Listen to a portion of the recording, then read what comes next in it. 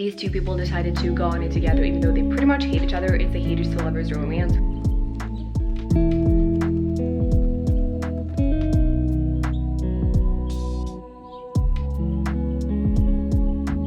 The representation of eating disorders in a man. Can we talk about that for a second?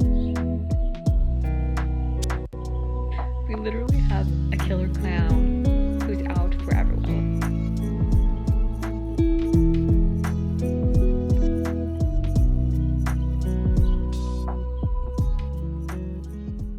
Hello guys, and welcome back to my channel and a new video. So since I haven't filmed a weekly reading vlog this week, which will happen some weeks, I'm not gonna feel like it, I thought since I'm off this weekend I could film a 24-hour readathon instead, where I really have like the weekend to focus on my reading, which I actually really enjoy filming these, and I know I love watching these types of videos, so I'm very excited to do another 24-hour readathon. I've only done one in the past, so this will be my second one that I'm doing, and I'm really excited about it. So today is Saturday, May 7th, and it's 17 o'clock, 5 o'clock in the evening, so this will go on until 5 o'clock tomorrow evening, so Sunday evening. And I have a couple of books here, that one that I'm in the middle of that I want to finish, and then I have a few others that I want to get to, and we'll see how many. I want to have a good time. I'm not gonna like force myself too much. It's a readathon, yes, but I'm also gonna do other things. I'm not gonna spend actual 24-hour reading. Like, I definitely want to chill, hang out. I want to watch a movie tonight. Like, I want to do more than just reading, but the main focus is definitely going to be reading, obviously. But yeah. Okay, so the book I'm in the middle of that I want to finish, or I'm actually not in the middle, I'm almost done with it, and that is the Unhoneymooners by Christina Lauren. I'm on page 309, so I do not have a lot left. I want to finish this one. Probably is gonna be what I'm starting with.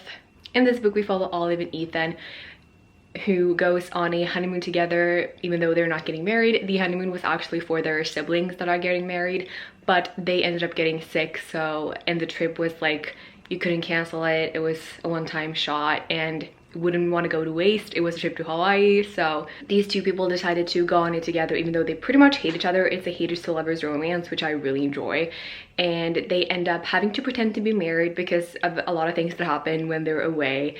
And yeah, you can imagine two people living in a honeymoon suite together in Hawaii that hates each other.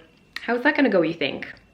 I'm really enjoying it so far. Actually, I've just gotten to the part where they get home from the trip. So a lot of things that are being discussed and a lot of things that I'm excited to see how they resolve. And when I finish that one, I really want to pick up Heartstopper Volume 4, which I cannot believe I haven't read yet. I actually just bought this 2 days ago, I think. I haven't had it on my shelf, and I finally decided to get it, and I'm so happy I did because I'm definitely so late to the party. The 3 first books I read quite a long time ago, so I'm so excited to dive into the 4th one. And I mean, there's even a TV show out there that I haven't watched, so, and this one, if I compare it to the other ones, this one seems to be a lot bigger, so I'm excited to have a lot more content with these people, and I'm so excited. And obviously it's a graphic novel, so it's gonna go by pretty fast, but I thought it would be perfect one to include in a 24-hour readathon. And then I have 2 more books. We'll see what mood I'm in once I finished Heartstopper. We have a horror book, which is Clown in a Cornfield by Adam Cesar. It's a pretty like normal length. I wouldn't say it's long, I wouldn't say it's super short either, but I guess it's on the shorter side, which is why I wanted to have it in this readathon. If I'm in the mood for something else than romance, I can definitely pick this one up, because after a lot of romance, I think you can get quite a bit tired of it, and it would be perfect to pick up something like this. I don't know too much about it. I've heard many booktubers talk about it though, that's supposed to be really good. I love the vibe of it, I love the cover, I don't know, just giving me all the spooky things. So maybe once it gets dark tonight, I will pick this one up, because it definitely deserves some mood lighting and just creepy vibes. I've been wanting to read it for quite some time now, so. But if I do feel more to get into my emotions, I also have a book that I recently bought, and that is Confess by Colin Hoover. And this one I just picked up. I don't know too much about it.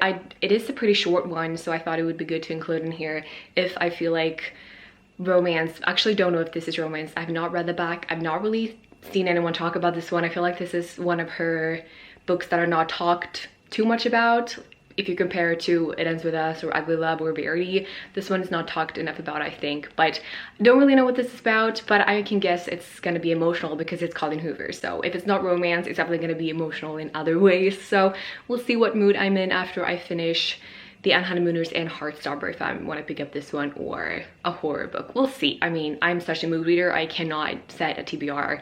I just need to read what I'm in the mood for. But yeah, that is the plan for this Saturday and Sunday. So the first thing I will do is go sit and finish this one and tell you guys my thoughts on this book, because as of so far, like, I'm really enjoying it. I'm just curious to see how it ends, because obviously these people really fell for each other on this honeymoon, but when they get home, like, how are they gonna deal with that at home? Because being in Hawaii, just the two of them living in this like fantasy world is nice, but reality hits. They're back home. What are they gonna do? I'm really curious to see.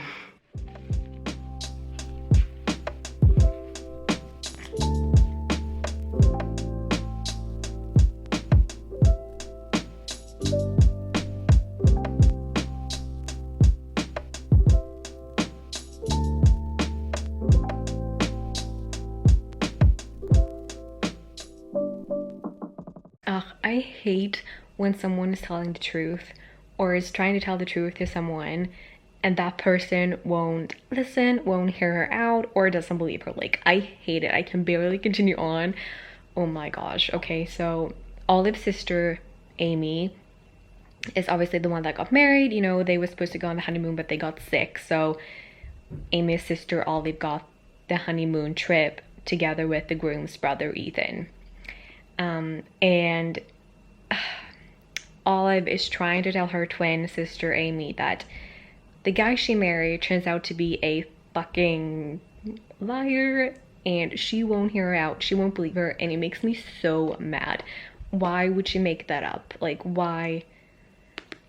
And even Ethan won't believe her. I'm freaking out. I hate when no one will believe the one that's telling the truth. Like, it's so annoying. It's so hard to read. Okay, I just finished The Unhoneymooners by Christina Lauren, and oh my gosh, that ending though, and also everything worked out. Like, it had a little bit of drama and nerve-wracking things, as you saw in the last clip, that I just can't stand, but everything worked out. It's fine. This was a really, I would say, cute and wholesome haters to lovers romance. Did not have a lot of smut in comparison to other romance. Definitely on the lighter side of that. For me, like, when I read romance, I want smut or spicy scenes, because like, if you're gonna read romance, you want the whole thing, you know what I mean? But this was definitely on the like easier side of that, so you know. But yeah, it had travel, obviously, which is a fun thing in romance.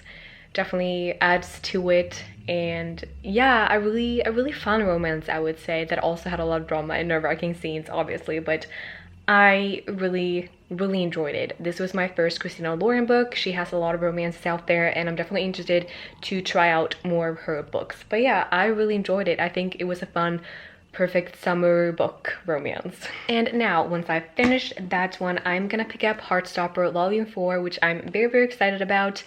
It's been a while since I read the other 3 books, but I feel like I still have memory of that, so I'm not gonna reread those. I'm just gonna hop into this one, and I'm so excited.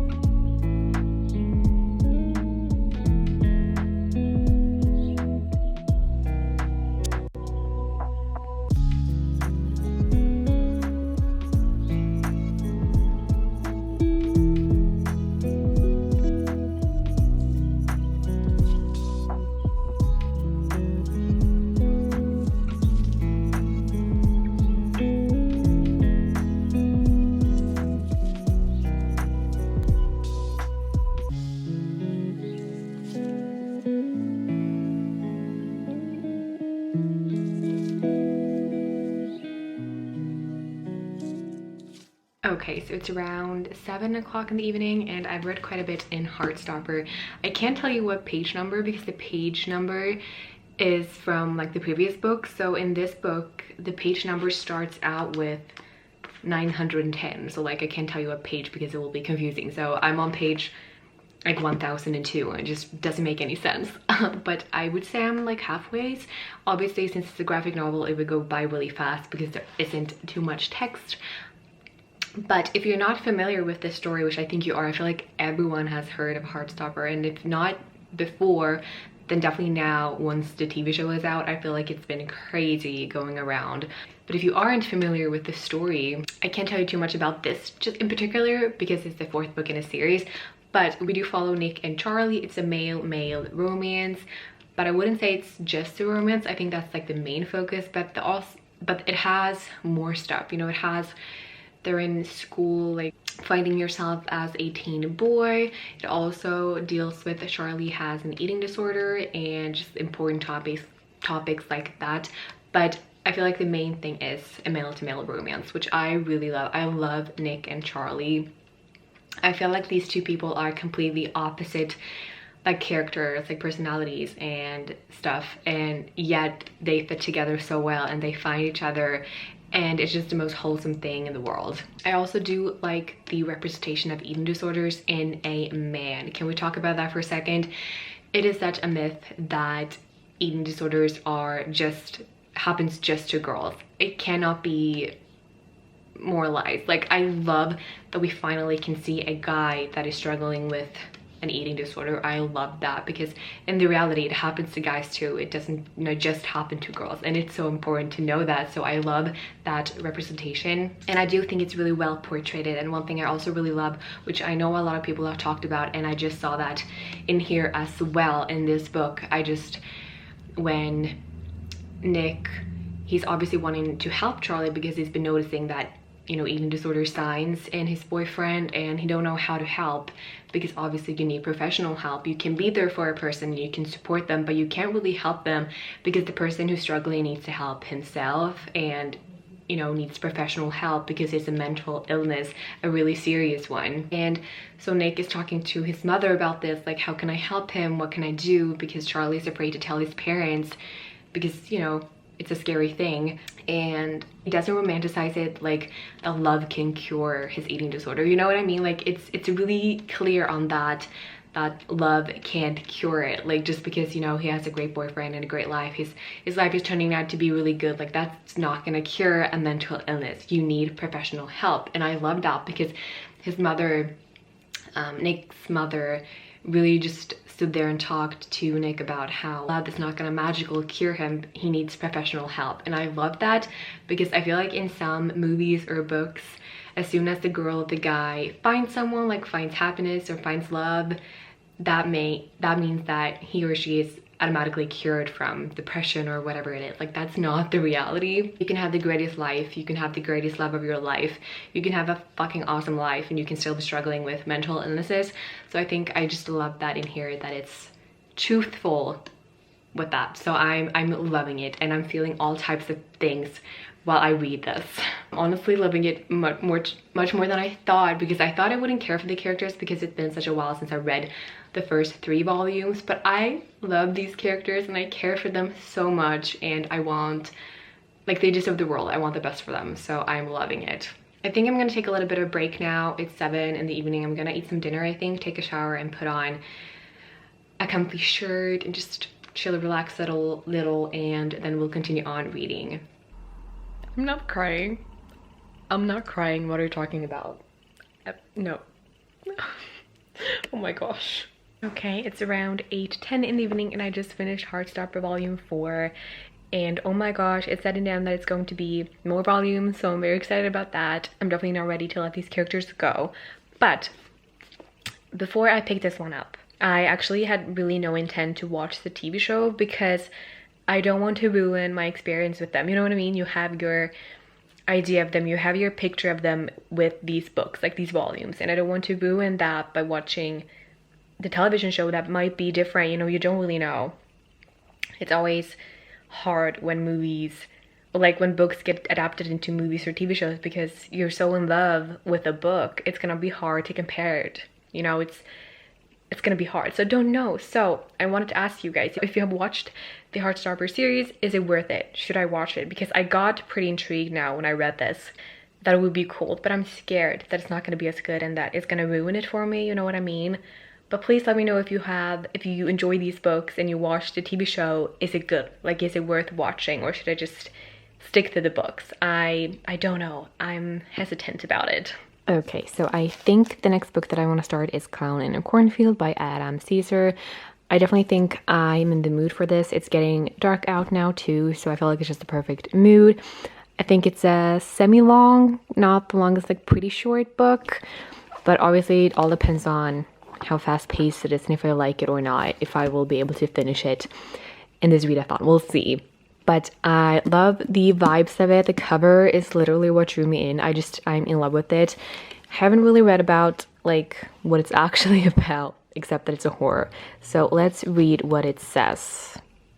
When Quinn and her father moved to a tiny town with a weird clown for a mascot, they're looking for a fresh start. But ever since the town's only factory shut down, Kettle Springs has been cracked in half. Most of the town believes that the kids are to blame. After all, the juniors and seniors at Kettle Spring High are the ones who threw the party where Arthur Hill's daughter died. They're the ones who set the abandoned factory on fire and who spend all their time posting pranks on YouTube. They have no respect and no idea what it means to work hard.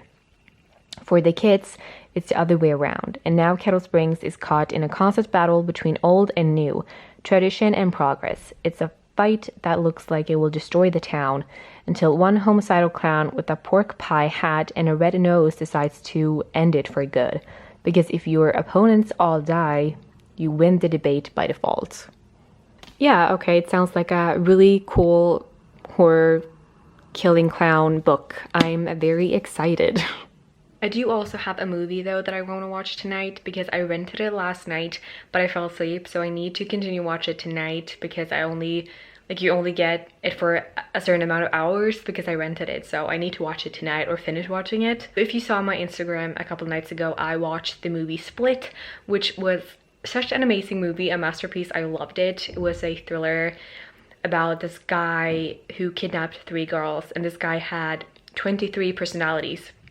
So the girls needed to find out like what personality took them and what personality wants to help them, and I loved it. It was a little bit unrealistic towards the end. I thought it was gonna be like a real like no fantasy thing, but towards the end it was a little bit too much, but I still loved it. And turns out there is like, it's a movie series. I didn't know that once I watched it until after. And this was the second movie.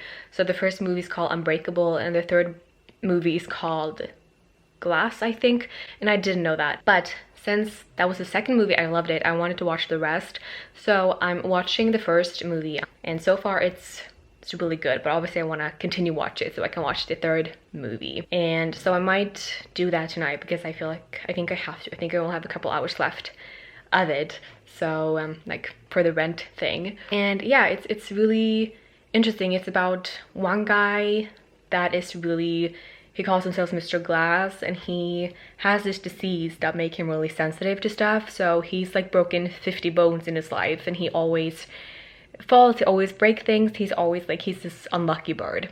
He always hurts himself. And then we have this other guy that's the exact opposite. Like, he has been in a car crash, he's been in a train crash. He never gets hurt. He's never been sick in his life. He's never broken a bone. And these two people meet up and try and figure out like what's going on. It's really, really good. So I'm definitely gonna see the rest of that tonight, and also trying to read a bit in the book.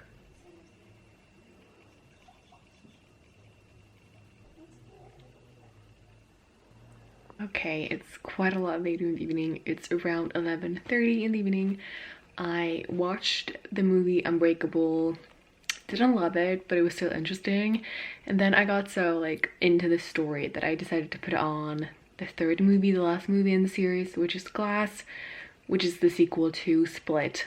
And so I watched that as well, and that's like a 2-hour long movie, so didn't get a lot of reading done. But I have been in bed for quite some time and been reading a bit in this book. I've gotten up to page 89 and I'm really enjoying it. We have Quinn and her father moving from Pennsylvania, I think, to this small town, Kettle Springs, because her mother died, his wife died, and they needed a fresh start, so they decided to come here. The father is a doctor and he's having his own practice here and stuff, and I feel like they needed a fresh start, so it was really good for them. And she's starting her new school. It's a small town, everyone knows each other, and I kind of love that vibe.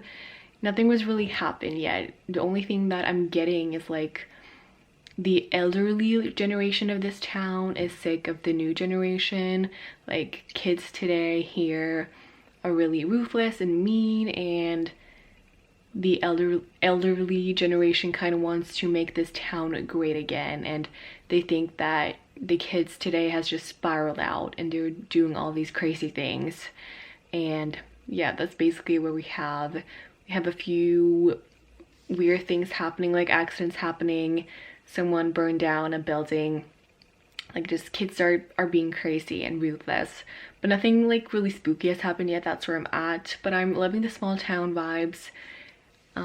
Yeah, but I'm getting tired, so I think I'm gonna put it down for the night and get some sleep and hopefully read more tomorrow.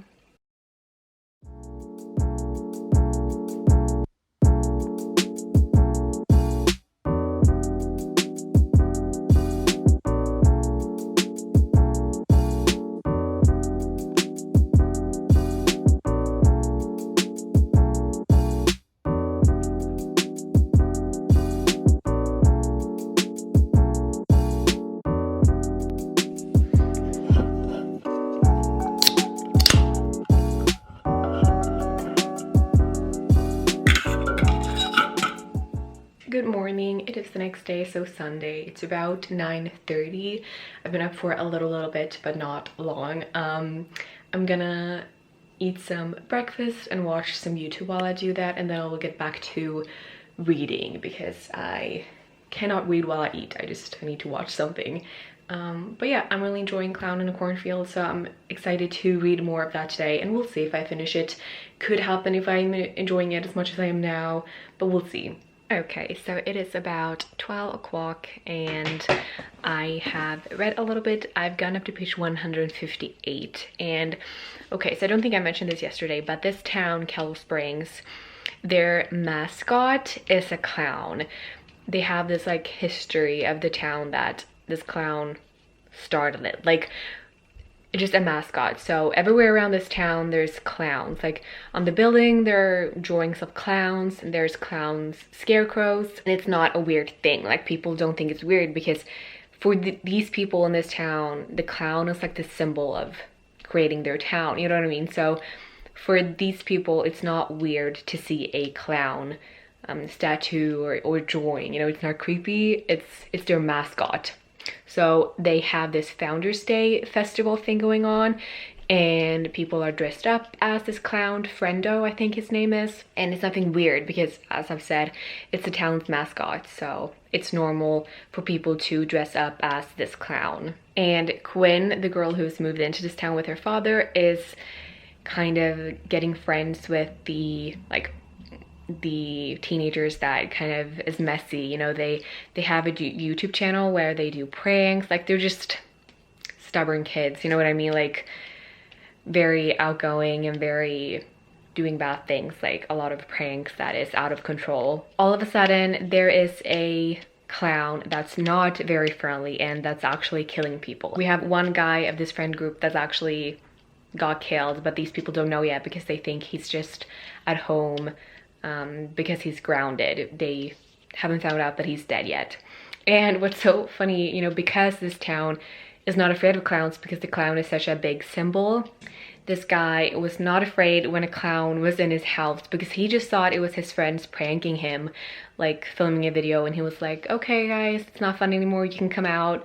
He was definitely not afraid of the clown because it wouldn't be weird if it was one of his friends, because they usually do pranks like this. But turns out that it was not a friendly clown, and just creepy stuff. But it's so funny because it's gonna be so dangerous just because of that everyone in this town is not gonna be afraid of clowns, just because it's normal for them to see clowns around the town, you know, so they're not gonna think it's weird. So it's perfect for a killer to to do this, I guess. It's just, it's creepy. Okay, I've gone up to page 207 and I'm stressing, like I'm stressed. We literally have a killer clown who's out for everyone. Like there was this big party and all of a sudden comes a clown that's shooting arrows and wants to kill everyone. It's just like so creepy. And I'm just want to know who it is, like what's going on.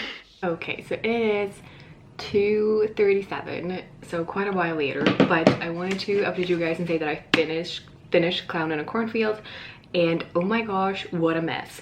This was definitely like a slasher movie, definitely horror slasher, and what a mess.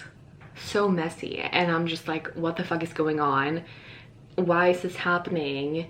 Why are all these people like, I just can't. Definitely recommend it if you're into this types of books, because I feel like it was a really good one. Not too deep into a story as to why, you know, not very deep like that, but a very, I would say, an easy one, pretty fast paced. Yeah, definitely a good book. That was definitely creepy. Okay, so I do have 2 hours and about 20 minutes left of this readathon, so the next book that I'm going to pick up is going to be Confess by Colin Hoover. Do not know a whole lot about this, but I'm excited because it's Colin Hoover, obviously. I'm ready to get into my emotions. I'm ready to cry. I don't know. I'm not going in with too high expectations though, just because of some of her other books that I've read has been so amazing that I don't want to get my hopes up, because this might not be as amazing as the other ones that I've read by her. But yeah, we'll see how much I can read before the time is out, and I definitely also need to do other stuff. Like I really want to wash my hair. We'll see if I do that after the time, though. We'll see, because I'm getting a little bit tired of reading. I just tend to do that, so we'll see how much reading I can get done, but definitely we'll start it at least.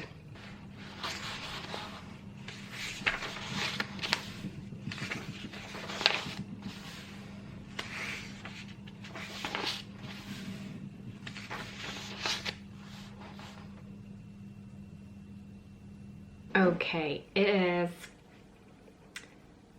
almost 5. It's 16:58, so 2 minutes until it's 5 o'clock and this readathon ends. And I wanted to let you guys know how far I ended up getting in this one. I've gotten up to page 73, which I think is pretty good progress actually. I thought I was gonna have a hard time to get into it, but honestly, I was really captivated by the story by the instant, which was really cool. And I'm really excited to continue on with it. I think just because you haven't heard as much about this book as other Colin Hoover books. I mean, TikTok is full of videos about Ugly Love, about It Ends With Us, about Verity, but no one really talks about this one, and that makes you feel like it's not going to be as good. But so far it's really, really good. I'm thoroughly enjoying it. We have dual perspectives, so we have Owen and then we have Auburn. Is that her name? Auburn. I have to keep thinking of the color because I want to say Audrey, but it's Auburn. And in the prologue we have a few years back when Auburn she was 15 and she lost her boyfriend. You had a scene where he's lying on his deathbed and she's having to say goodbye, and then you jump 5 years later, I think, and she's 20. She has moved and, you know, kind of started over her life, and one day she just happens to walk into this art gallery because they are hiring and she really needs a second job. And at this art gallery we have Owen working as an artist, and immediately they kind of have a connection. And so far as a reader, you don't know how Owen knows her, but I feel like Owen knows her because he keeps thinking of, like, he knows her from something, but as a reader you don't know that yet, and he hasn't told her yet, but he knows her from the past, and I'm just curious to see like how. It's really, you know, but they really hit it off, and he instantly hires her because he needs help immediately. Like that following night he needs help because he's having an opening at the art gallery thing and he needs help. So they get really close friends, you know, they go out for drinks after and just really have this really nice connection. And at this art gallery, what I thought was really cool is that people randomly submit confessions to this art gallery. So it could be really dark things and really odd things, and then this artist Owen paints after those confessions. And what's really cool also, Colin Hoover wrote on the first page here that the confession in this book is real. So readers that reads her books have sent in confessions and she has used them in this book. So if you read it, like, the confessions in here are real, which is just crazy because there are some crazy confessions. One confession was, in my resume I wrote that I had a degree, and I've now worked at my job for 4 years. No one has ever asked to see it. Like, she lied about having a degree. Another one was a mother who wrote she's not sure that she loves her child, and which is like really deep things like that. And when Owen gets these confessions, he draws after that. He gets inspiration from those confessions, and it's a really cool thing. I thought it was really interesting. So I'm assuming it's gonna be a journey about these two, but Aubrey's obviously struggling because she lost her, even though she was only 15, like, they had something real, and it was her first love and her first boyfriend, and I feel like she's not really over that yet. So I'm not sure if she's ready for a relationship, but he's definitely interested and they definitely have this connection. But oh my gosh, yeah, I'm really enjoying it so far. But yeah, that was it for this 24-hour readathon. I hope you guys enjoyed it, and if you have read any of these books, please let me know, or if you're wanting to. But yeah, thank you guys for watching, and I will see you guys in one of my next video. Bye.